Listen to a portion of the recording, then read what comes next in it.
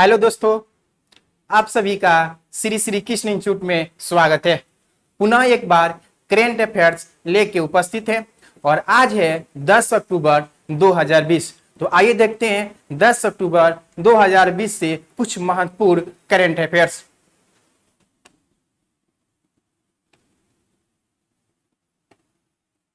पहला प्रश्न है कि केंद्रीय मंत्री रामविलास पासवान का 8 अक्टूबर 2020 को निधन हो गया। वह किस राजनीतिक दल से संबंधित थे? तो लोक जनशक्ति पार्टी से संबंधित थे, यानी एलजेपी कहते हैं जिसको, लोक जनशक्ति पार्टी, जिसकी स्थापना किए थे 2000 ईस्वी में। स्थापना कब किए थे? तो 2000 ईस्वी में एलजेपी की स्थापना किए थे रामविलास पासवान।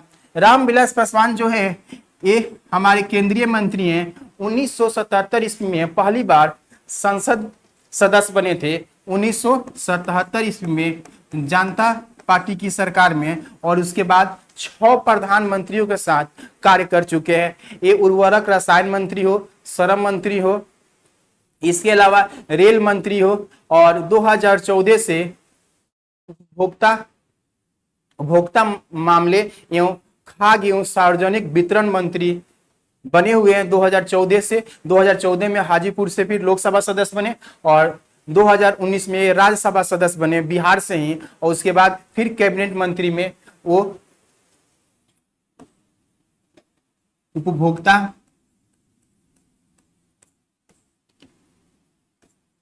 मामले, खाद्य एवं सार्वजनिक वितरण मंत्री थे। क्या थे? उपभोक्ता मामले एवं खाद्य एवं सार्वजनिक वितरण मंत्री थे। उपभोक्ता मामले, खाद्य एवं सार्वजनिक मंत्री कौन थे? रामविलास पासवान जी थे, जिनका जन्म 5 जुलाई 1946 ईस्वी में खगड़िया में हुआ था, जबकि 8 अक्टूबर 2020 को रात में ये दिल्ली में इनकी क्या हो गई? मृत्यु हो गई। और बिहार से राज्यसभा सदस्य थे और अभी वर्तमान में ये उपभोक्ता मामले एवं खाद्य एवं सार्वजनिक मंत्री थे। तो आइए देखते हैं अगला प्रश्न। अगला प्रश्न है, किस राज्य सरकार ने कृषि उत्पाद को बेचने के लिए किसान रथ मोबाइल ऐप लॉन्च किया है? यानी किसान रथ मोबाइल ऐप लॉन्च किया गया है असम सरकार के द्वारा। यानी असम के सीएम जो हैं सर्बानंद सोनोवाल के द्वारा किसानों के द्वारा उत्पादित सब्जी हो या अन्य चीज को बेचने के लिए एक स्पेशल ऐप लॉन्च किए हैं, जिसका नाम है किसान रथ मोबाइल ऐप। यानी किसानों के कृषि उत्पाद को बेचने के लिए लॉन्च किया गया असम के सीएम सर्बानंद सोनोवाल के द्वारा। जबकि हाल ही में यहाँ पे पर्यटन को बढ़ावा देने के लिए पर्यटन संजीवनी योजना की शुरुआत किया गया था। पर्यटन संजीवनी योजना की शुरुआत किया गया था, जबकि मुख्यमंत्री ग्राम परिवहन और चौनी योजना के भी शुरुआत यहां से किया गया था। जबकि एसबीआई यहां पर महिलाओं को आत्मनिर्भर प्रोग्राम पहली बार चलाया था। कहां पे? आसाम में ही चलाया था। और आसाम के आपके गवर्नर है जगदीश मुखी। गवर्नर कौन है? जगदीश मुखी। जबकि हरियाणा सरकार के द्वारा पंचायती राज व्यवस्था को डिजिटल करने के लिए ग्राम दर्शन प्लेटफॉर्म लॉन्च किया गया है। यानी ग्रामीण इलाका को डिजिटल करने के लिए ग्राम दर्शन प्लेटफॉर्म लॉन्च किया गया हरियाणा सरकार के द्वारा। यानी हरियाणा के सीएम हैं मनोहर लाल खट्टर के द्वारा ये लॉन्च किया गया है। जबकि गुजरात से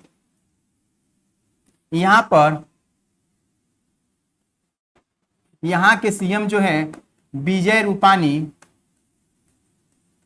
रूपानी है, और यहाँ के जो गवर्नर है आचार्य देवव्रत, तो यहाँ पर गुजरात में अभी हाल ही में कोविड-19 के दौरान जो स्कूल था, उसके स्कूल के शिक्षा फी जो था उसमें 25% क्या कर दिया गया, कटौती किया गया था। और यहाँ पर हाल ही में समुद्री विमान सेवा की शुरुआत की जाएगी, यानी समुद्री विमान सेवा की शुरुआत किया जाएगा गुजरात में।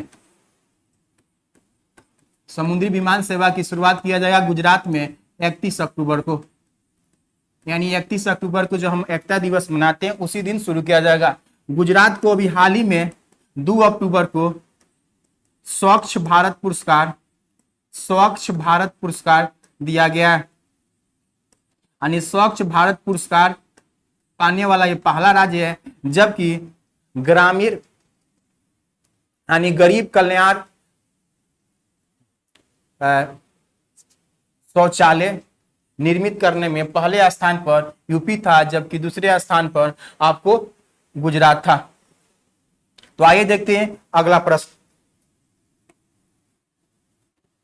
अगला प्रश्न है कि किसके द्वारा कोविड-19 के मध्य नजर रखते हुए एक जन आंदोलन अभियान शुरू किया गया है। जन आंदोलन अभियान शुरू करने का कारण यह है कि अब त्योहारों का मौसम आ रहा है, लोगों को जागरूक करने के लिए, इस कोविड-19 के दौरान लोगों को जागरूक करने के लिए हमारे प्रधानमंत्री श्री नरेंद्र मोदी के द्वारा एक अभियान शुरू किया गया जिसका नाम है जन आंदोलन अभियान। क्या नाम है? जन आंदोलन अभियान है, जो हमारे प्रधानमंत्री श्री मोदी के द्वारा शुरू किया गया है। तो इसका आंसर हो जाएगा नरेंद्र मोदी। जबकि प्रकाश जावड़ेकर जो है ये सूचना एवं प्रसारण मंत्री है, सूचना एवं प्रसारण मंत्री हैं, और साथ ही में फिल्म से संबंधित जो मंत्रालय होता है वो इन्हीं के पास है। अभी सूचना प्रसारण मंत्री जो हमारे प्रकाश जावड़ेकर है, जो 20 से 28 नवंबर के बीच गोवा में जो होने वाला था अंतर्राष्ट्रीय फिल्म महोत्सव, उसको स्थगित करवा दिया, यानी उसको स्थगित कर दिए। कौन? हमारे प्रकाश जावड़ेकर, जो सूचना एवं प्रसारण मंत्री है। यानी 20 से 28 नवंबर के बीच गोवा में होने वाला था आपको अंतर्राष्ट्रीय फिल्म महोत्सव का आयोजन होने वाला था, जिसको स्थगित कर दिया गया। अभी अगले साल होगा 2021 में।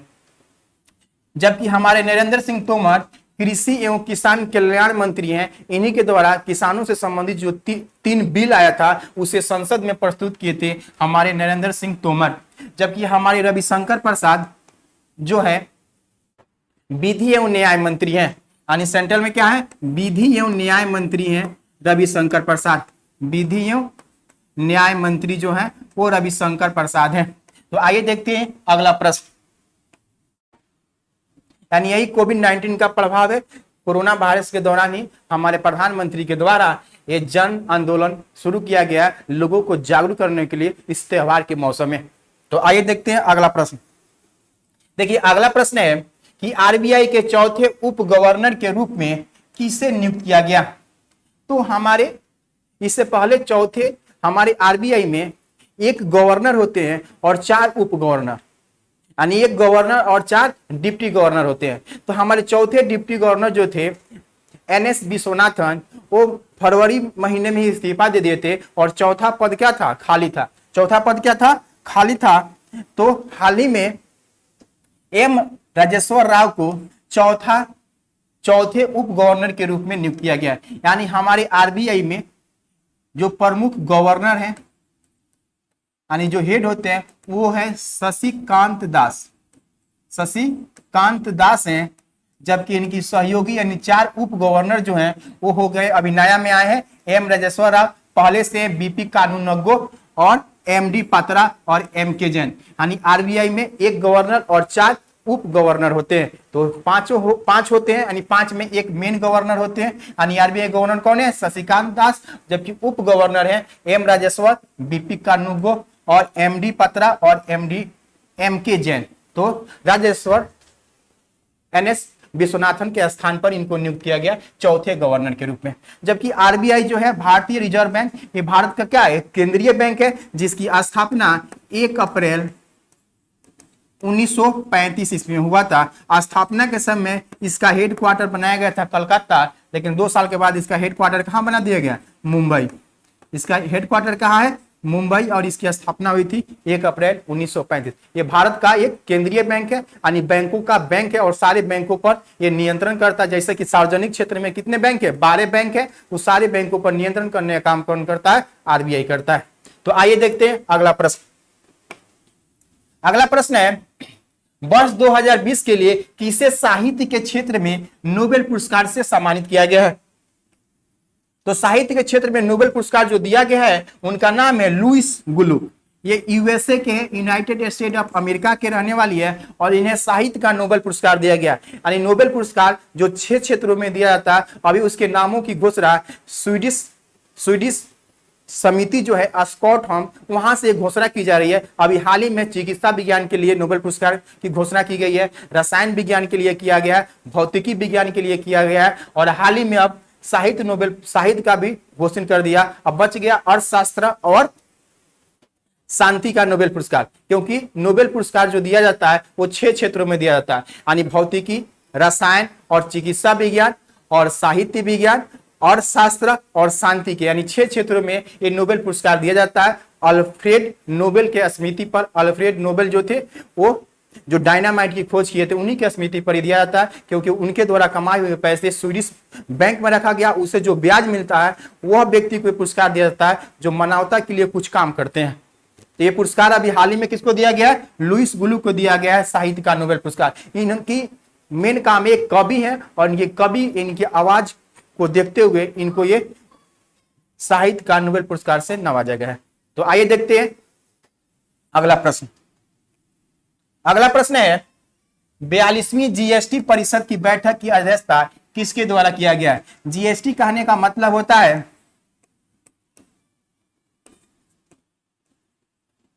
गुड एंड सर्विस टैक्स, कहने का वस्तु एवं सेवा कर। इसका अर्थ क्या होता है, वस्तु एवं सेवा कर। यह एक प्रकार के अप्रत्यक्ष कर है, यानी इनडायरेक्ट टैक्स है।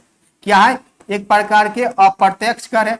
इस अप्रत्यक्ष कर कहने का मतलब केंद्र सरकार और राज्य सरकार के जितने भी अप्रत्यक्ष कर थी पहले, उस सबको मिला के बनाया गया जीएसटी। क्या बनाया गया, जीएसटी। और ये 3 तरह का जीएसटी है, केंद्रीय जीएसटी, राज्य जीएसटी, फिर राज्य और केंद्रीय जीएसटी के रूप में किया गया है। तो इस जीएसटी को लागू किया गया 1 जुलाई 2017 को, यानी 1 जुलाई 2017 को जीएसटी को लागू किया गया। और जीएसटी परिषद के अध्यक्ष, इस जीएसटी परिषद के अध्यक्ष जो होते हैं वो वित्त मंत्री होते हैं। जीएसटी परिषद के अध्यक्ष जो होता है वो कौन होता है, वित्त मंत्री। कौन होते हैं, वित्त मंत्री होते हैं जीएसटी परिषद के अध्यक्ष। यानी जीएसटी परिषद के अध्यक्ष कौन होते हैं, वित्त मंत्री। और इनका 42वीं जीएसटी परिषद की बैठक हुई थी 5 अक्टूबर 2020 को, न्यू दिल्ली में हुआ था।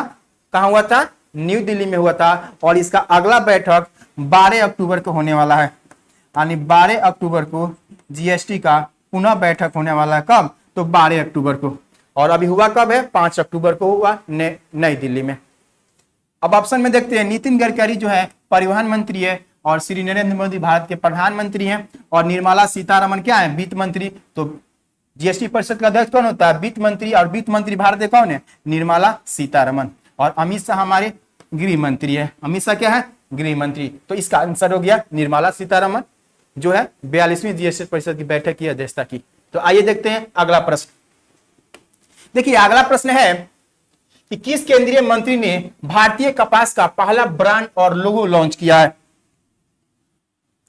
तो कहने का मतलब हम लोग 7 अक्टूबर 2019 से कपास दिवस मनाने की शुरुआत की गई। यानी कपास के उत्पादन को बढ़ाने के लिए पूरे विश्व में ये कपास उत्पादन दिवस के रूप में मनाने की शुरुआत की गई। और 7 अक्टूबर को हम लोग मनाते हैं कपास दिवस।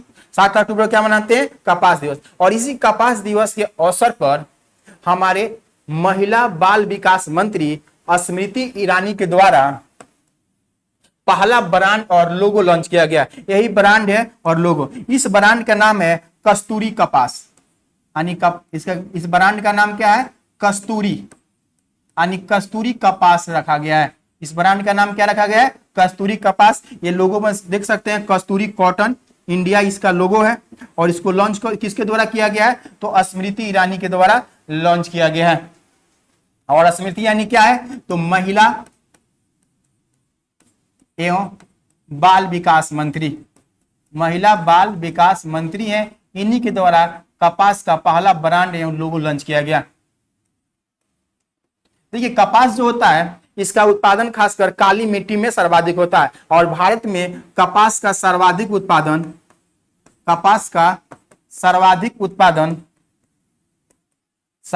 उत्पादन गुजरात में होता है। यानी गुजरात क्या है, पहले नंबर पे है और दूसरे नंबर पे महाराष्ट्र है। दूसरे नंबर पे क्या है, महाराष्ट्र है और तीसरे नंबर पर तेलंगाना। तो भारत में कपास का सर्वाधिक उत्पादन होता है गुजरात में, जबकि दूसरे स्थान पर महाराष्ट्र है और कपास का सर्वाधिक उत्पादन काली मिट्टी में होता है। इसलिए काली मिट्टी को हम लोग काली कपासी मिट्टी के नाम से भी जानते हैं, जबकि काली मिट्टी को हम लोग रगुड़ मिट्टी भी कहते हैं। तो आइए देखते हैं अगला प्रश्न। देखिए अगला प्रश्न है कि दुनिया की सबसे तीखी मिर्च, यानी तीखी मिर्चियों में इसका नाम है डले खुर्सिनी मिर्च। क्या है, डले खुर्सिनी है जो सिक्किम की एक मिर्च है। क्या है, यही मिर्च है जिसे डले खुर्सिनी मिर्च कहते हैं। इसे जीआई टैग मिला हुआ यानी ज्योग्राफिकल इंडेक्स टैक्स मिला है। तो ज्योग्राफिकल इंडेक्स टैक्स मिल जाने के कारण कृषि विपणन निगम लिमिटेड जो है उसके द्वारा इसकी रख रखाव किया जाता है और इसे जीआई टैग दिया गया है। ये कहाँ होता है, तो सिक्किम में होता है। कहाँ होता है, सिक्किम में। इसका नाम है डले खुर्सिनी, एक मिर्च है। क्या है, एक मिर्च है और बहुत ही तीखा मिर्च है। दुनिया में इसका नाम है, बहुत तीखी मिर्च होती है और अभी वर्तमान में 480 रुपया प्रति किलो के हिसाब से बिकता है और बहुत महंगा मिर्च भी है और बहुत ही तीखा मिर्च है जिसका नाम है डले खुर्सानी। और इसको जीआई टैग मिला है, ज्योग्राफिकल इंडेक्स का टैग मिला है किसके द्वारा, तो कृषि विपणन निगम लिमिटेड के द्वारा दिया गया। अब इसका रख रखाव उसके द्वारा किया जाएगा, उत्पादन और इसको कैसे उत्पादन को बढ़ाया जाए और अन्य राज्यों में ट्रांसपोर्ट कैसे किया जाए, ये सारे काम करेगा कौन, तो कृषि विपणन निगम लिमिटेड के द्वारा किया जाएगा। और किस राज्य में कहा ये मिर्ची डले खुर्सिनी, तो इस सिक्किम राज्य की है। कहाँ के, सिक्किम का। जबकि जम्मू कश्मीर में हाल ही में जैविक सब्जी बिक्री केंद्र स्थापित किया गया था। यानी जम्मू कश्मीर की राजधानी कहाँ है, श्रीनगर में। और श्रीनगर में अभी हाल ही में जैविक सब्जी बिक्री केंद्र की स्थापना किया गया था। खासकर जैविक खाद्यों से उत्पादित जो सब्जी है उसका बिक्री केंद्र स्थापित किया गया था। कहाँ, आपको श्रीनगर में, जो जम्मू कश्मीर की राजधानी है। तो आइए देखते हैं अगला प्रश्न। अगला प्रश्न है कि किस देश ने हाइपरसोनिक क्रूज मिसाइल जिरकॉन का सफलतापूर्वक परीक्षण किया है। तो ये रूस के द्वारा किया गया। इसका नाम है 3M22 जिरकॉन और इसका रेंज जो है वो 300 किलोमीटर है और ये रूस के द्वारा लॉन्च किया गया है। किसके द्वारा, रूस के द्वारा लॉन्च किया गया है ये जिरकॉन मिसाइल। ये सुपर सोनिक क्रूज मिसाइल है। क्या है, सुपर सोनिक क्रूज मिसाइल है। अभी हाल ही में भारत में भी सुपर सोनिक क्रूज मिसाइल का परीक्षण किया गया था जिसका नाम है ब्रह्मोस। क्या नाम है, ब्रह्मोस। यानी ब्रह्मोस का अभी हाल ही में परीक्षण किया गया था उड़ीसा के बालासोर में। उड़ीसा के बालासोर में अभी हाल ही में भारत ने भी हाइपरसोनिक क्रूज मिसाइल ब्रह्मोस का परीक्षण किया था उड़ीसा के बालासोर में। जबकि शौर्य नामक बैलिस्टिक मिसाइल का भी परीक्षण भारत किया था। कहाँ, बालासोर यानी उड़ीसा में ही किया था। तो भारत ने भी हाल ही में क्रूज मिसाइल का परीक्षण किया और रूस ने अभी हाल ही में परीक्षण किया जिसका नाम है Zircon, hypersonic cruise missile Zircon जिसका नाम है। और रूस के राष्ट्रपति कौन है, व्लादिमीर पुतिन है। तो आइए देखते हैं अगला प्रश्न। देखिए अगला प्रश्न है कि किस राज्य के गौतम बुद्ध नगर में जिले में एशिया का सबसे बड़े जेवर अंतरराष्ट्रीय हवाई अड्डा का निर्माण किया जाएगा। तो कहने का मतलब गौतम बुद्ध नगर में एशिया का सबसे बड़ा जेवर अंतरराष्ट्रीय हवाई अड्डा का निर्माण किया जाएगा। गौतम बुद्ध नगर जो है ये बुलंदशहर और गाजियाबाद जिला जो है, बुलंद और गाजियाबाद से कुछ हिस्सों को काट कर बनाया गया गौतम बुद्ध नगर। क्या बनाया गया, गौतम बुद्ध नगर। और यहीं पर आपको जेवर इंटरनेशनल हवाई अड्डा बनाया जाएगा जो एशिया का सबसे बड़ा होगा, जो एशिया का होगा सबसे बड़ा होगा। कहां बनाया जाएगा, गौतम बुद्ध नगर। और गौतम बुद्ध नगर कहां है, तो उत्तर प्रदेश में है। कहाँ है? उत्तर प्रदेश में। और यहाँ के सीएम है योगी आदित्यनाथ, योगी आदित्यनाथ। तो आइए हम जानते हैं यूपी से कुछ महत्वपूर्ण करंट अफेयर्स। तो उत्तर प्रदेश देश का पहला राज्य है जहां कोविड-19 का 1 करोड़ से अधिक परीक्षण करने वाला राज्य बन गया है, जबकि उत्तर प्रदेश मनरेगा के तहत सर्वाधिक रोजगार देने वाला राज्य है। जबकि उत्तर प्रदेश के द्वारा हाल ही में घोषणा किया गया कि एक नोएडा में एक सबसे बड़ी फिल्म सिटी का निर्माण किया जाएगा, जबकि उत्तर प्रदेश ने गंगा एक्सप्रेसवे को कहा गया ये भारत की सबसे बड़ी एक्सप्रेसवे बनाएंगे। वो कौन राज्य सरकार घोषणा किया है? तो उत्तर प्रदेश सरकार के द्वारा घोषणा किया गया। और उत्तर प्रदेश सरकार के द्वारा ग्रामीण इलाकों को रोजगार देने के लिए गरीब कल्याण रोजगार योजना भी शुरू किया गया है उत्तर प्रदेश सरकार के द्वारा। और उत्तर प्रदेश के गवर्नर हैं आनंदीबेन पटेल। कौन है? आनंदीबेन पटेल। तो आइए देखते हैं अगला प्रश्न। अगला प्रश्न है कि सर्वोच्च न्यायालय में केंद्र के कृषि और सुधार कानूनों को कानूनी रूप से चुनौती देने वाला पहला राज्य कौन है? तो वो है छत्तीसगढ़। यानी कहने का मतलब अभी हाल ही में जब मानसून सत्र शुरू हुआ 14 सितंबर से लेकर 24 सितंबर के बीच मानसून सत्र चला, और मानसून सत्र के दौरान ही आपने देखा कि कृषि बिल को लाया गया था। उस कृषि बिल पर हमने उसमें क्या है, क्यों लोग विरोध कर रहे थे, उस पर एक सेपरेट वीडियो बनाए हुए हैं, आप उसमें जाकर देख सकते हैं प्लेलिस्ट में से। तो एक 3 कृषि बिल संसद में प्रस्तुत किया गया, और इस संसद बिल प्रस्तुत करने के बाद वहां से प्रस्ताव को पारित कर दिया गया, और पारित करने के बाद यह विधेयक जब कानूनी रूप ले लिया तब जाके हमारे छत्तीसगढ़ राज्य सरकार यहाँ के मुख्यमंत्री भूपेश बघेल के द्वारा सुप्रीम कोर्ट में इस कृषि सुधार कानून के संबंध में एक याचिका दायर किया गया है। क्या किया गया है? याचिका दायर किया गया है। यानी याचिका दायर करने वाला ये पहला राज्य, यानी चुनौती देने वाला पहला राज्य कौन बन गया? छत्तीसगढ़ है। और कृषि बिल प्रस्तुत किए थे हमारे कृषि मंत्री नरेंद्र सिंह तोमर, और उसमें आप देखे थे कि राज्यसभा में हमारे उपसभापति कृषि बिल को पास कराने के दौरान ही हंगामा हुआ था, जिसमें 8 राज्यसभा सदस्यों का किया गया था, निलंबित किया गया था। ये कौन सा राज्य है? तो छत्तीसगढ़। और छत्तीसगढ़ के सीएम जो है भूपेश बघेल है। क्या है? भूपेश बघेल है। अभी हाल ही में यहाँ साइबर स्टेशन बनाने की बात कही गई है। छत्तीसगढ़ में क्या बनाने के लिए? साइबर स्टेशन बनाया जाएगा। जबकि छत्तीसगढ़ में अभी राजीव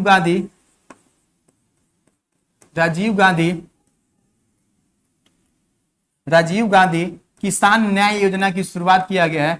राजीव गांधी किसान न्याय योजना की शुरुआत किया गया कहाँ? छत्तीसगढ़ में। जबकि इनका पढ़ने के लिए पढ़िए तोहरे द्वार ऐप लॉन्च किया गया है। क्या लॉन्च किया गया? पढ़िए तोहरे द्वार ऐप लॉन्च किया गया है छत्तीसगढ़ सरकार के द्वारा। और छत्तीसगढ़ का गठन 1 नवंबर 2000 ईस्वी को हुआ था। ये मध्य प्रदेश से अलग एक राज्य बना था छत्तीसगढ़। ये छत्तीसगढ़ से कुछ प्रश्न था। देखिए उत्तराखंड जो है, उत्तराखंड में अभी हाल ही में पिरूल बिजली परियोजना की शुरुआत किया गया था। यानी चीड़ के पत्ते से क्या बनाया जाएगा? सूखे हुए पत्ते से बिजली बनाया जाएगा। ऐसा पहली बार हो रहा है कि चीड़ के पत्ते से आपको बिजली तैयार किया जाएगा। कहाँ? उत्तराखंड में। और यहाँ के जो हमारे सीएम है त्रिवेंद्र सिंह रावत, उनके द्वारा यह शुरू किया गया। जबकि हरियाणा सरकार के द्वारा ग्रामीण इलाकों को डिजिटल करने के लिए अभी हाल ही में ग्राम दर्शन प्लेटफॉर्म को लॉन्च किया गया। और साथ ही अपने यहाँ महिला सशक्तिकरण को बढ़ावा देने के लिए अपनी पंचायती राज व्यवस्था में 50% सीट को क्या कर दिया? आरक्षित कर दिया। जिस तरह बिहार में 50% सीट क्या है? आरक्षित है महिलाओं के लिए पंचायती राज व्यवस्था में, उसी के तरह यहाँ भी 50% महिलाओं को सीट क्या कर दिया गया है? रिजर्व कर दिया गया है। कहाँ?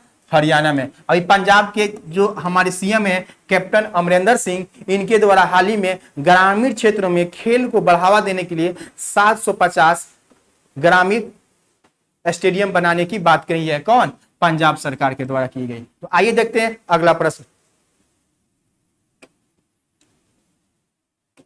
अगला प्रश्न है कि इंडिया पोस्ट पेमेंट बैंक के नए एमडी यानी सीईओ यानी chief executive officer managing director के रूप में किसे नियुक्त किया गया है?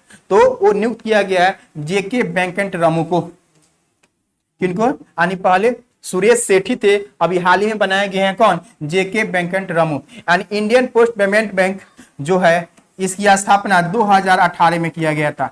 इसकी स्थापना कब की गई थी? 2018 में किया गया था। श्री नरेंद्र मोदी के द्वारा उसका उद्घाटन किया गया था, इंडियन पोस्ट पेमेंट बैंक के। और इसके जो सीईओ यानी एमडी जो है उनका नाम है जेके वेंकट रमू। ठीक है, और इसका हेड क्वार्टर भी पूछेगा तो नई दिल्ली में है। कौन है? नई दिल्ली में। जबकि दिनेश खाड़ा जो लिखा हुआ है ये एसबीआई के अभी हाल ही में सीईओ बनाया गया, यानी चीफ एग्जीक्यूटिव ऑफिसर यानी मुख्य कार्यकारी अधिकारी किसको बनाया गया है? दिनेश खाड़ा को। जबकि चरणजीत आत्रा जो है वो एसबीआई के वित्तीय अधिकारी बने हैं। चरणजीत आत्रा क्या बने हैं? एसबीआई के वित्तीय अधिकारी बने हैं चरणजीत आत्रा। तो ये था हमारा कुछ महत्वपूर्ण करेंट अफेयर्स। तो मिलेंगे फिर नेक्स्ट वीडियो के साथ। थैंक यू, धन्यवाद।